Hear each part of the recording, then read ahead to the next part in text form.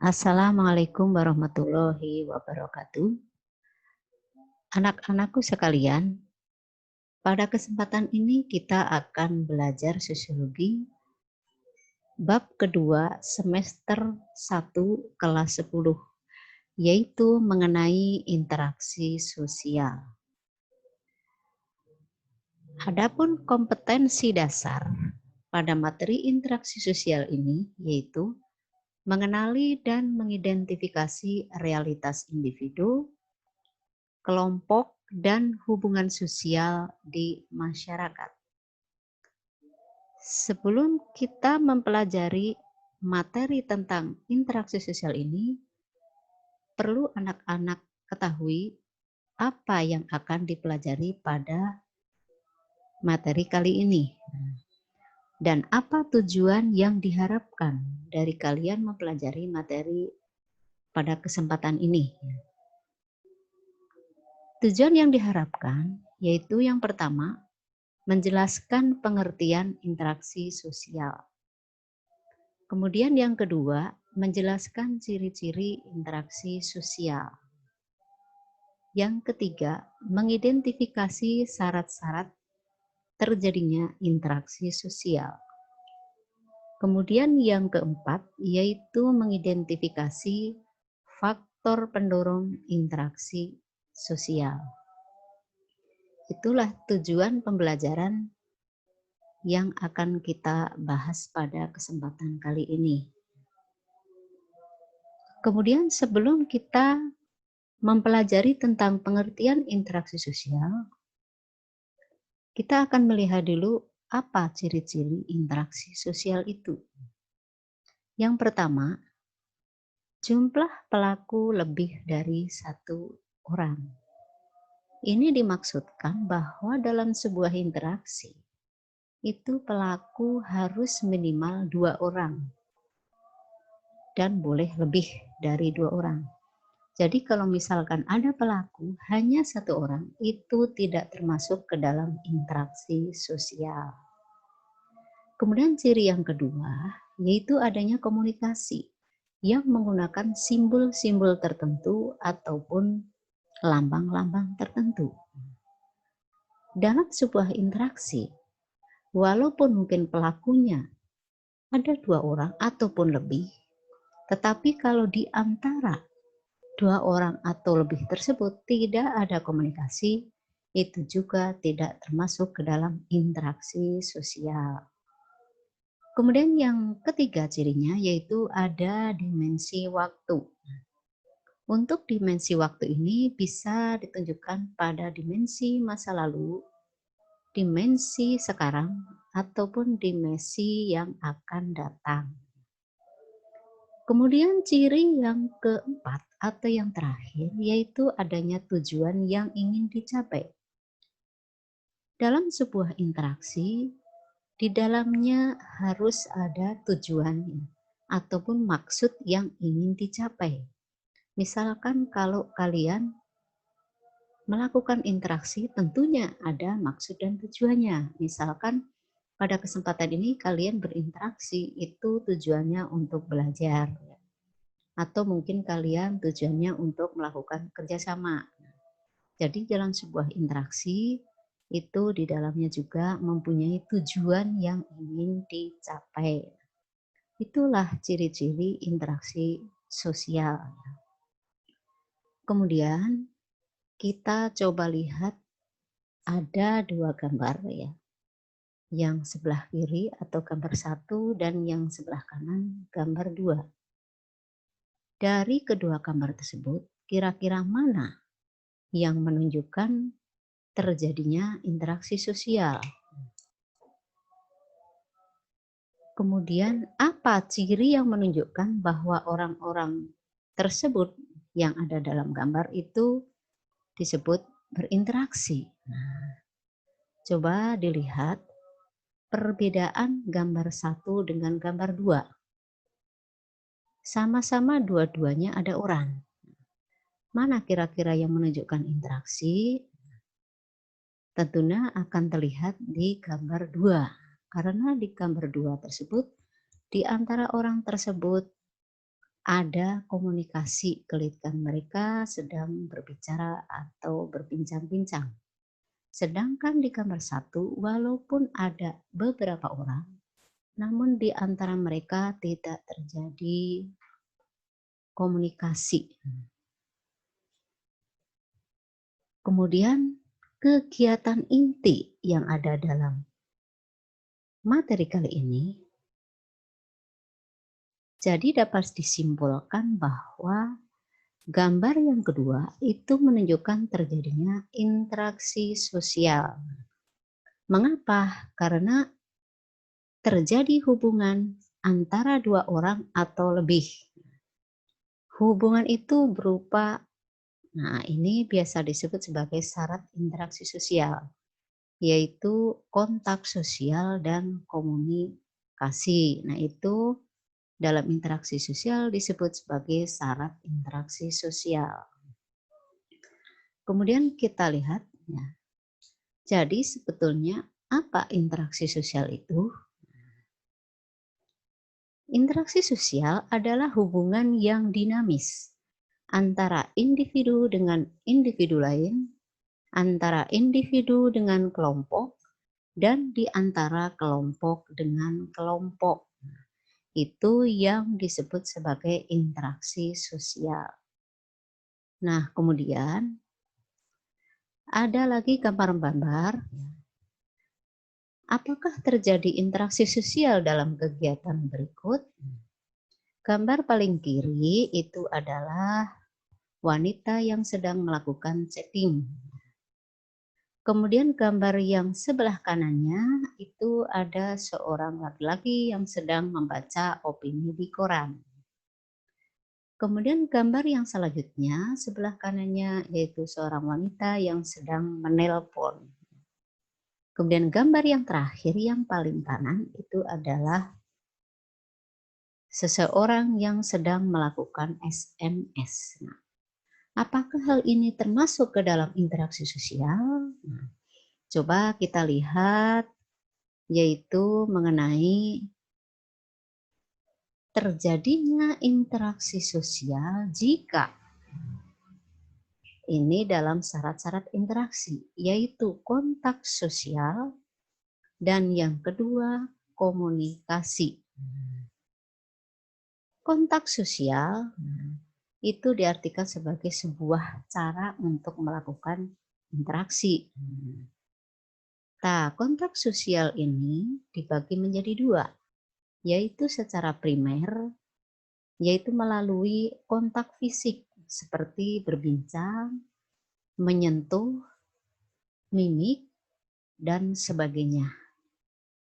Kemudian yang kedua, kontak sosial secara sekunder, yaitu melalui media seperti surat, telepon, email, SMS, radio, ataupun televisi. Nah, kalau melihat dari gambar tadi, ada orang yang menelpon, itu juga termasuk ke dalam kontak sosial, tapi masuk ke dalam kontak sosial sekunder.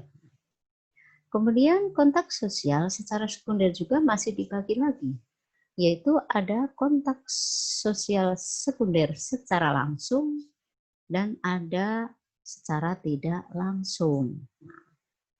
Kalau misalkan kontak melalui telepon, itu termasuk kontak sekunder secara langsung. Tetapi kalau melalui televisi ataupun melalui radio ataupun melalui surat kabar, itu termasuk kontak sosial sekunder secara tidak langsung. Nah, kenapa disebut sebagai kontak sosial secara tidak langsung? Karena kontak-kontak melalui media tersebut tidak secara langsung pelaku yang menyampaikan pesan dilihat ya, atau dimanai oleh orang yang menerima pesan. Tetapi yang penting inti dari penyampaian tersebut mempunyai makna dan dimengerti oleh orang yang menerima pesan. Kemudian kontak sosial itu syarat yang pertama, kita akan lihat kontak syarat interaksi sosial yang kedua, yaitu komunikasi. Komunikasi itu adalah kegiatan saling menafsirkan perilaku. Bisa melalui pembicaraan, gerakan fisik, sikap, dan juga perasaan-perasaan yang disampaikan. Nah, kemudian kita akan melihat sebuah kasus. Ada seorang bapak yang berasal dari Minang, pergi ke Jogja untuk suatu maksud. Tiba di sana, sang bapak ingin mencari penginapan. Ia kemudian mendekati seorang ibu dan bertanya menggunakan bahasa Minang. Sang ibu bingung dan tidak dapat mengerti maksud pembicaraan sang bapak.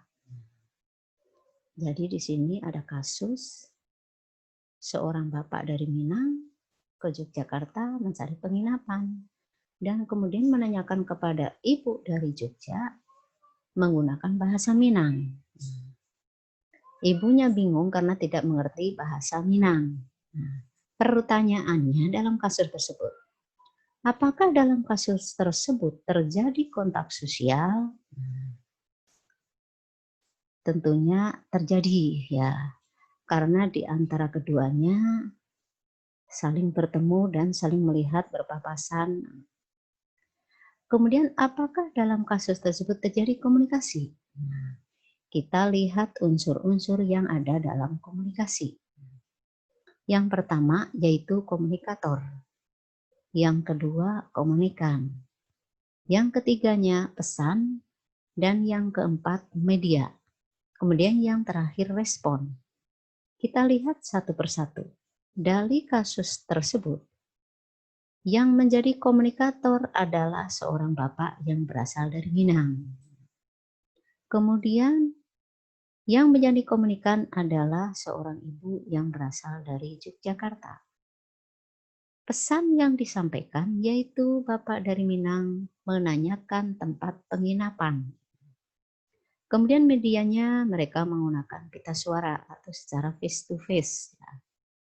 Yang kelima, respon. Dari apa yang disampaikan oleh bapak dari Minang kepada ibu dari Yogyakarta, tentunya pesan ada, tetapi respon balik dari komunikan atau dari ibu tersebut tidak ada karena tidak mengetahui apa maksud pesan yang disampaikan oleh bapak tersebut. Sehingga apakah dalam kasus tersebut terjadi komunikasi? Tentunya tidak. Karena dari unsur komunikasi yang kelima, respon itu tidak ada. Kemudian, apakah dalam kasus tersebut terjadi interaksi sosial? Tentunya kalau dalam sebuah interaksi itu kan syaratnya ada kontak sosial dan komunikasi. Sedangkan di antara kasus tersebut tadi, kontak sosialnya ada tetapi komunikasi tidak ada. Jadi kesimpulannya tidak terjadi interaksi sosial. Kemudian apakah interaksi sosial tersebut bermakna? Ya. Karena komunikasinya dan responnya tidak ada, ibu dari Yogyakarta tidak mengerti pesan yang disampaikan oleh bapak dari Minang karena menggunakan bahasa yang tidak dimengerti, sehingga interaksi sosial tersebut tidak bermakna. Nah, kemudian kita akan melihat faktor pendorong interaksi.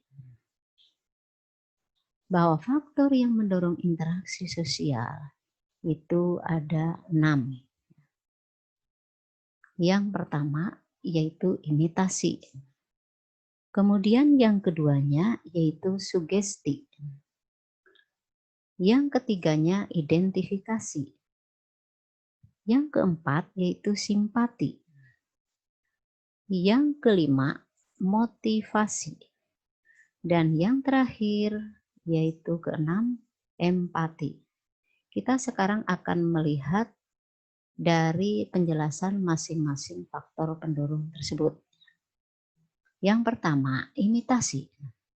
Imitasi itu adalah tindakan seseorang meniru orang lain. Tindakan meniru orang ini sebetulnya tidak keseluruhan yang ditiru, tetapi biasanya dalam imitasi itu yang ditiru hanya sebagian dari perilaku orang lain. Dan yang ditiru itu biasanya orang-orang yang dekat dengan orang tersebut. Misalkan orang yang ada dalam keluarga atau teman yang dekat ataupun tetangga. Nah, itu yang biasa ditiru oleh seseorang dalam imitasi. Kemudian yang kedua yaitu identifikasi. Identifikasi adalah kecenderungan seseorang untuk menjadi sama dengan orang lain. Sebetulnya dalam identifikasi ada kemiripan dengan imitasi. Cuma yang membedakan kalau identifikasi itu proses peniruannya sudah keseluruhan dari orang yang ditiru, bahkan dia sampai membentuk kepribadian dari apa orang yang ditiru tersebut, ingin menjadi sama ya. Tapi identifikasi ini sebetulnya berasal dari imitasi, yaitu proses peniruan. Kemudian yang ketiga yaitu simpati. Simpati adalah keadaan di mana orang merasa tertarik dengan pihak lainnya. Misalkan kalau orang itu melihat orang lain mengalami kesedihan, dia tertarik ikut sedih. Ataupun sebaliknya, kalau melihat orang lain itu bahagia, dia ikut tertarik bahagia. Itu adalah bentuk simpati. Kemudian faktor pendorong interaksi sosial yang keempat yaitu empati. Empati ini sebetulnya bentuk simpati yang mendalam. Karena di dalam empati itu bukan hanya sebuah perasaan tetapi juga bentuk perilaku yang dibentuk dari atau yang dilakukan oleh orang tersebut kepada orang lain. Nah, misalkan kalau seorang anak melihat ada nenek-nenek sedang menyeberang jalan, kemudian merasa iba dan kasihan terhadap nenek tersebut, itu adalah bentuk simpati. Tetapi kalau kemudian anak tersebut terdorong untuk membantu menyeberangkan nenek menyeberang jalan, itu berarti sudah bentuk empati. Kemudian faktor pendorong yang kelima yaitu sugesti. Sugesti adalah semacam pandangan, sikap atau pendapat yang diberikan oleh seseorang dan diterima oleh pihak lainnya tanpa berpikir panjang. Nah, jadi sugesti sebetulnya adalah pengaruh ya dari orang lain kepadanya. Tetapi penerimaannya langsung diterima tanpa menggunakan akal pikir atau tanpa menggunakan akal yang sehat. Misalkan kalau ada pedagang yang mempromosikan obat-obatan, kemudian pembelinya langsung ya, membeli tanpa berpikir panjang, itu termasuk dalam sugesti.